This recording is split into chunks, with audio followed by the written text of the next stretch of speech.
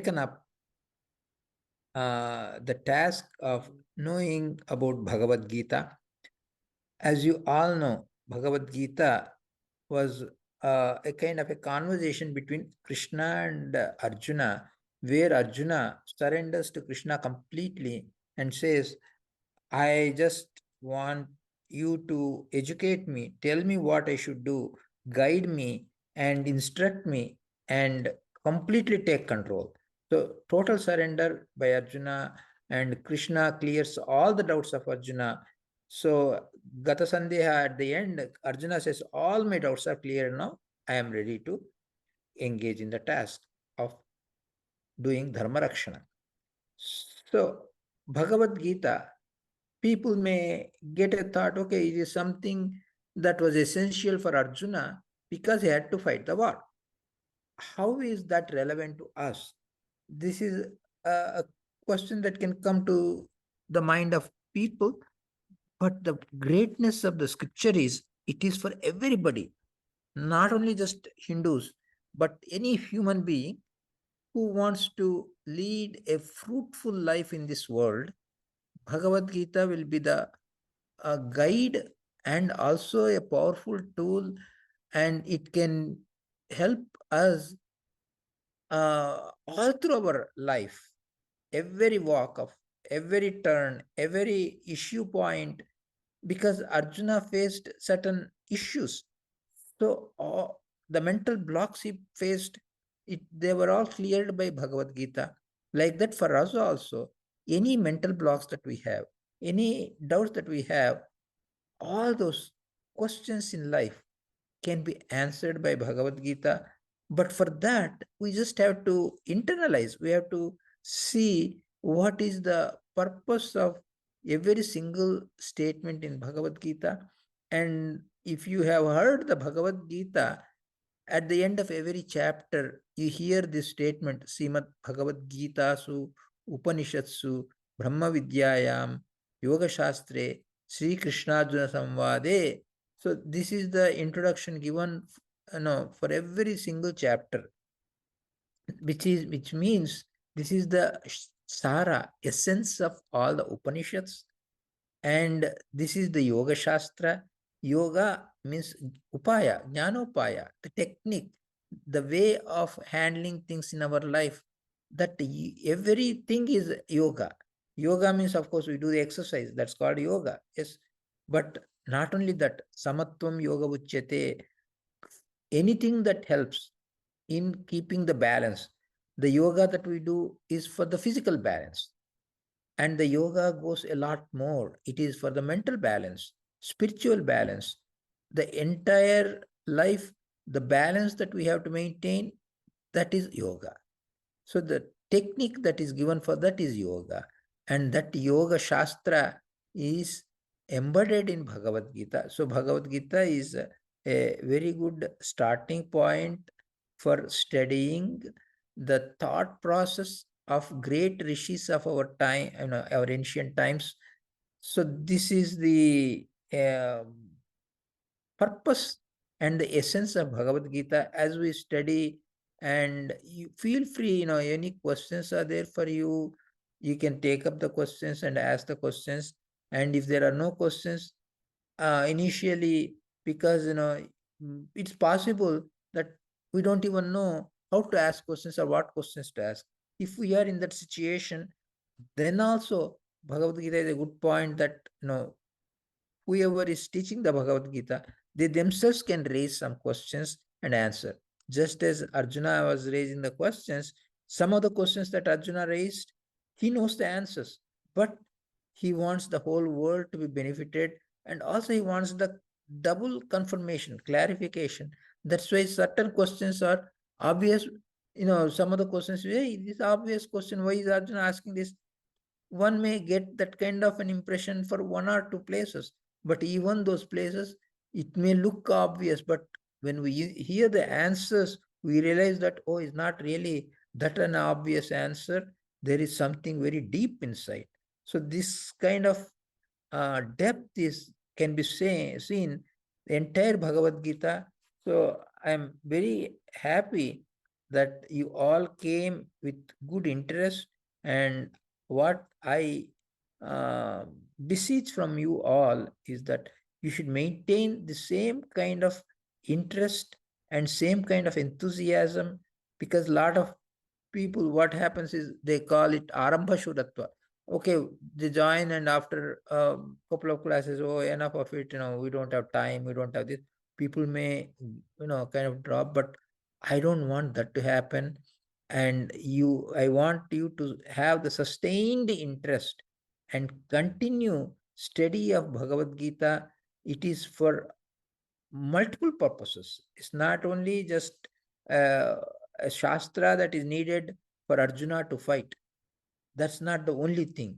Yes, it helped that too, because it helped the mental process of Arjuna, but it is a lot more. Our life itself is like people, a lot of times you might have heard, just as there was a battle of a great war that has taken place, and Arjuna needed help through Bhagavad Gita.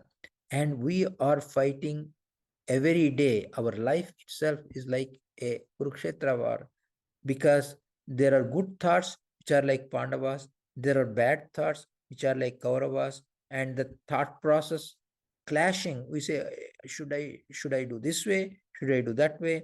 There is always a fight within the mind of every person, a fight between good thoughts and bad thoughts, just like a fight between Pandavas and Kauravas. And then the Krishna guides it, and he is the one who is controller of the whole thing. Like that, in our mind also, Paramatma is present, and he is the controller. The bad thoughts and good thoughts, one who through prerana or instigation, he can make the bad thoughts win in case of bad people, good thoughts win in case of good people. So, but every good person has to realize that Paramatma is guiding every single thought process inside us, so that with that understanding, Bhagavad Gita is applicable to all of us in every turn of life, because every point of life, it is a struggle, it is a fight, it's a war inside us. So for that, we need the guide, and Paramatma is the guide for us. Through the Krishna Arjuna conversation, we can learn a lot. So I'll here hand it over, and then I will have interaction, and whatever is needed, we'll continue with that. Hare Srinivasa, Sri Krishna Arpanamastu. So I'll hand over for the conversation. Let us do whatever is needed for our good understanding. Thank you. Thank you, Sri Keshara. So anybody has any questions on this topic, and any comments anybody has, then what we'll do is afterwards we'll talk a little bit about logistics.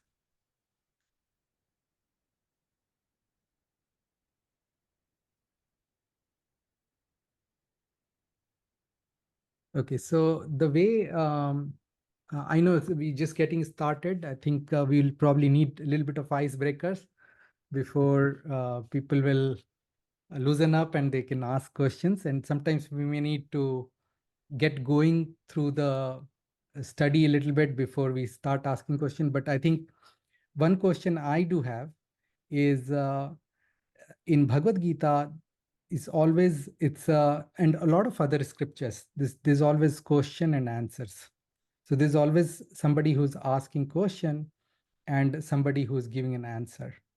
So our scriptures, we see this a lot. So I'm gonna maybe I'll ask Sri Keshav Rao, why do we see this form of teaching where somebody is asking question and somebody is answering, and what do we how does it help with the studies? Yeah. Yeah. This question answer dialogue aspect is a very powerful way of presenting it. And as Vivek mentioned in Upanishads also, Gargi asks questions and Yajnavalkya answers, or in some other places, Janaka asks a question. So this question answer approach is a very, very powerful and interactive approach, because in case of question answer, what happens is the person who is asking the question The reason that he seeks an answer is, as we travel, suppose on the road, there's a blockade. You're traveling in a car or a vehicle or something, and the road, there's a blockade in the road. And we cannot go beyond that. If we try to, okay, let me go into the fields or take a diversion, we may get stuck. We may have a big problem. So, what we do, we first remove the blockade on the road and then we proceed, continue our journey. So, like that, our journey of life also, every doubt that comes to us is like a block. So, that block has to be removed. The doubt has to be cleared so that we can travel in that life path. So that's why they are present in the form of question answer, because if there is no question, it becomes a one-way traffic. Somebody is giving, presenting all the thoughts, and the listeners have a lot of questions, but everybody, doesn't get the answers. Then what happens is they may lose interest also. Oh, I have so many questions. My questions are not answered. What good is this for me? This is not good for me. It is not helpful for me. So people will get discouraged, they drop off, they go away, they turn away from that. Allowing the question and answers, what happens is people will feel encouraged. Hey, my questions are answered, my doubts are cleared. I like it. I like it. So there'll be more interest, more interest, more interest. And that is the reason this question answer approach is taken, because that will not only clear the doubts, that will create the interest, that will make the attention more focused. So people will become more focused with the scope for the question and answer. When that scope is there, people will feel encouraged, they feel focused, and they can proceed in their journey, in their path. And that is the reason the question answer approach is taken. And for example, in Bhagavad Gita, since you didn't ask the questions, how some people raise the questions, and they in fact went to the wrong path, wrong direction. Because Bhagavad Gita, what happened?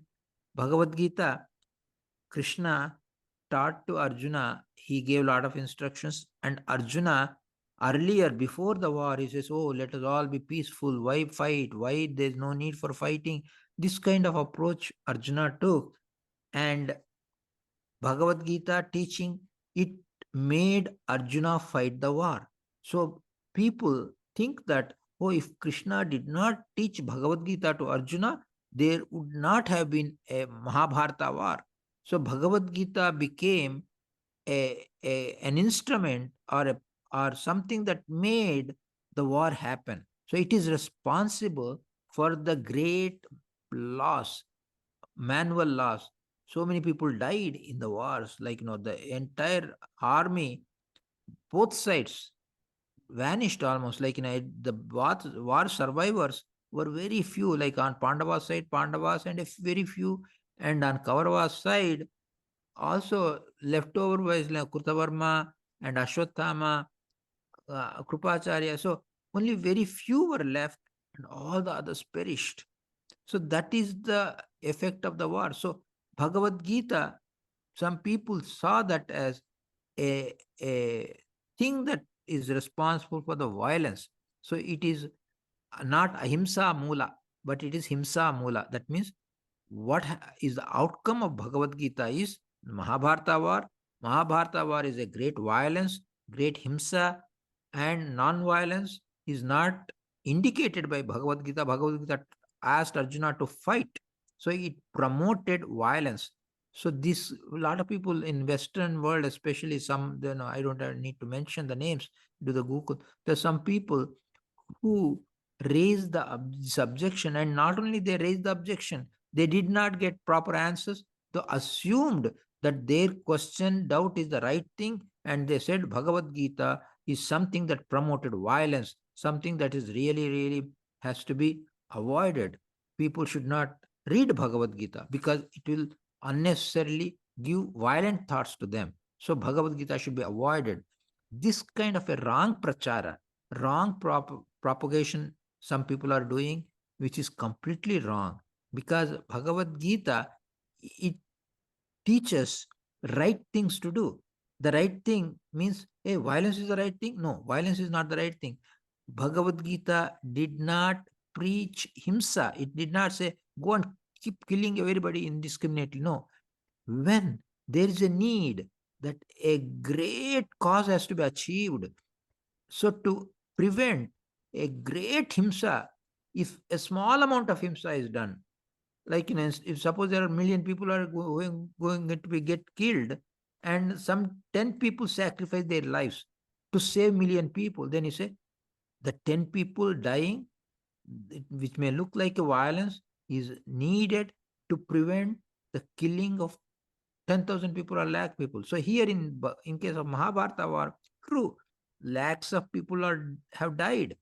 But if the Mahabharata war did not take place, just imagine what would have happened. The Kauravas would have continued their evil regime, and they would bring up children who will be even made, who knows, maybe even more evil than those Kauravas. And things will go down the hill, and the violence will continue for generations. Many people will be tortured. So instead of like whatever, say a few lakhs of people, crores and crores of people in the future generations will suffer, and there will be downfall, there will be adharma, and more social evil will come out of it. And that if Mahabharata war did not take place, it would have been a loka punishment, siksha for the loka. And because of the Bhagavad Gita, Loka Kalyana happened. Pandavas, they conquered. Dharmaraja established a Dharma kingdom, and for generations, good kings came. And like the actually the even Parikshit died, but after Parikshit, Janamejaya comes, and like that, lot of good kings come, and up to like Sankshema Raja, many generations, lot of good kings came, ruled this earth, and that is why Bhagavad Gita prevented a big violence. And even though Mahabharata war, so many people died, compared to the huge violence that would have been there for thousands of years, that has been prevented. That's why Bhagavad Gita is really ahimsa, mula. It is preached correct things only, which includes avoiding unnecessary violence. So, in that way, it is non-violence only. What is non-violence? True sense, it is avoiding unnecessary violence is the true non-violence, true ahimsa, satya ahimsa. That is what is satya ahimsa. So that is what Bhagavad Gita taught, practical thing. So like that, people may get the doubt. Look in Bhagavad Gita, it taught so many things. Krishna taught everything, but then when actual war took place, Krishna killed Bhishma, Drona, and Karna in a very adharmic way, evil way, a wrong way. So Krishna himself encouraged the wrong killing of Bhishma, Drona, Karna. This is another doubt people may get. But remember, Bhishma, Drona, Karna, all these people, they are fighting on Kaurava's side, so they had to be punished. Number one.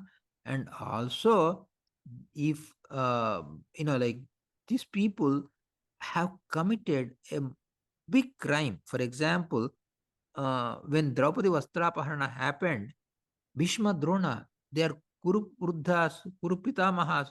They, instead of making even effort to stop it, they did not even make an effort to stop the Draupadi Vastraparana. Hey, Duryodhana, you cannot do it. They didn't talk about it. Only Vidura talks about it.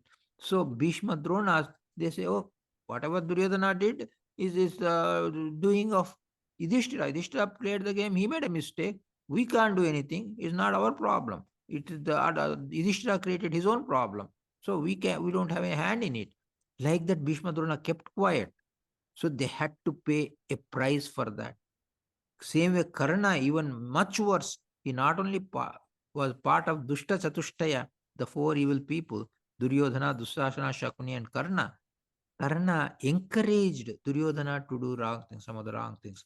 So that is why Karna also had to pay price. So all those people, all these doubts that come to our mind, those doubts are all cleared when we study the scripture in depth. All these doubts will be cleared. So that's why this question answers aspect approach is for clearing the doubts in our minds.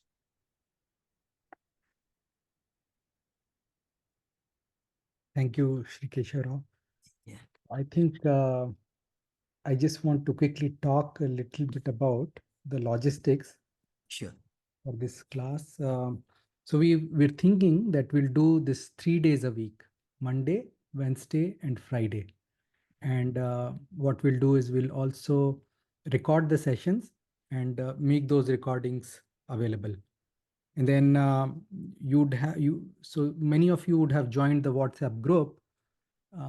So you can either ask questions directly there, or we'll share our numbers, and you can reach out to us directly. And if you have uh, any specific questions, queries, you can just message us or call us, and we would try to answer those questions.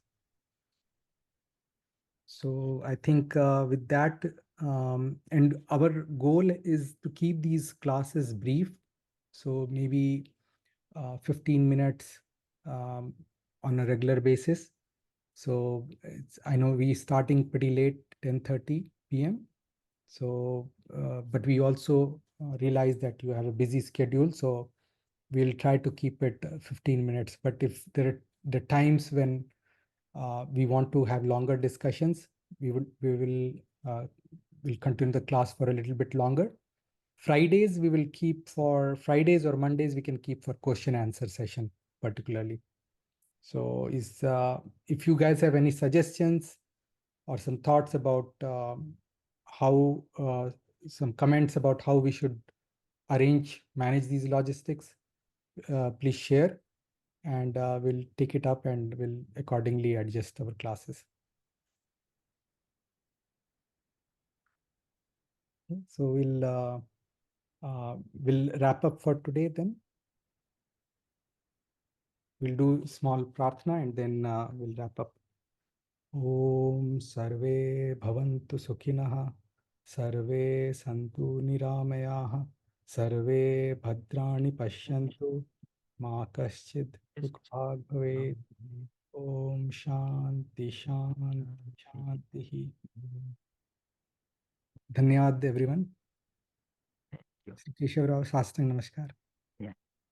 So we'll meet again, and feel free. The first class, maybe this might have been like too much of a talk, but just want to let you know what are all that we are going to do, what are all the things that are involved, a general big picture. So for that reason, this might have been a little long session, but eventually, depending upon your own timings, your needs, and your things, we can always adjust, make it shorter if needed, or make it longer if you need it. Whatever is comfortable for you, we'll go that path. Hare Rama, Rama Rama, Hare Hare, Hare Rama, Rama Hare Hare, Hare Krishna, Krishna Krishna, Hare Hare, Hare Krishna, Krishna Krishna, Hare Hare, Hare Rama, Rama Hare Hare, Hare Rama, Rama Hare Hare, Hare Krishna, Krishna Krishna, Hare Hare, Hare Krishna, Krishna Krishna, Hare